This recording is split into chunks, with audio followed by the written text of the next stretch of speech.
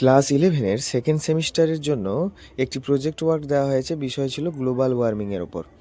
তোমাদের এখানে প্রত্যেকটা পয়েন্ট পয়েন্ট করে সুন্দর করে লিখে দেওয়া রয়েছে।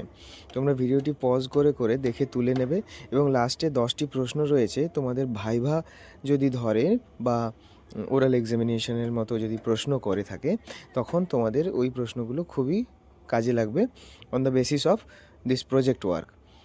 তো তোমরা এটা পজ করে করে খাতায় সুন্দর করে গুছিয়ে তুলে নাও। যেহেতু প্রজেক্ট ওয়ার্ক, তাই সুন্দর হাতের লেখায় লিখবে এবং পয়েন্ট ওয়াইজ এভাবে সুন্দর করে আলাদা কালি দিয়ে যদি লিখতে পারো আরও ভালো হবে।